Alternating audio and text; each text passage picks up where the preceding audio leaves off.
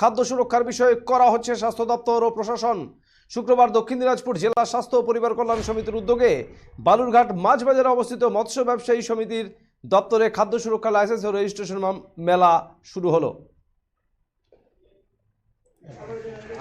এদিন প্রথম পর্যায়ে নথিভুক্তির প্রক্রিয়া চলছে। দ্বিতীয় পর্যায়ে আয়োজিত হবে মঙ্গলবার, আগামী সপ্তাহের মঙ্গলবার দ্বিতীয়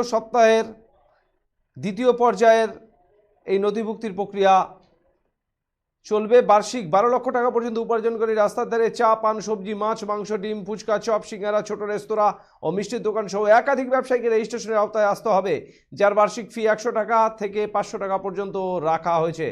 অন্যদিকে 12 লক্ষ থেকে 25 কোটি টাকা পর্যন্ত উপার্জনকারী বড় রেস্তোরাঁ, মুদির দোকান, উৎপাদন ইউনিট প্রভৃতিকে বার্ষিক 2000 থেকে 10,000 টাকা পর্যন্ত ফি দিয়ে লাইসেন্স করাতে হবে। আইন অমান্য করলে খাদ্য সুরক্ষা ও মান আইন অনুযায়ী 10 লক্ষ টাকা পর্যন্ত জরিমানা করা হবে বলে হুঁশিয়ারি দেওয়া হয়েছে।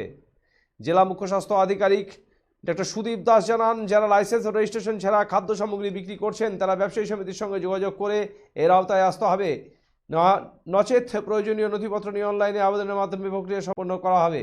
কেউ নিয়ম না মানলে সরকারি তরফে আইনানুগ ব্যবস্থা নিতে তারা বাধ্য হবেন বলে জানান। এদিন একটা লাইসেন্স, ফুড লাইসেন্স। কিসের ব্যবসার সঙ্গে যুক্ত? মাছের ব্যবসা। আচ্ছা, কি বলছে সরকার থেকে মানে লাইসেন্স করার বিষয়ে? লাইসেন্স আমরা দীর্ঘদিন দোকান করে আসছি, তো তার একটা ডকুমেন্ট, ফুড লাইসেন্স। তার জন্য কি কোনো ফিজ নেওয়া হচ্ছে? হ্যাঁ। কত? বছরে 150 টাকা। আচ্ছা, তার জন্য কি আপনাদের সার্টিফিকেট দেওয়া হবে? হ্যাঁ।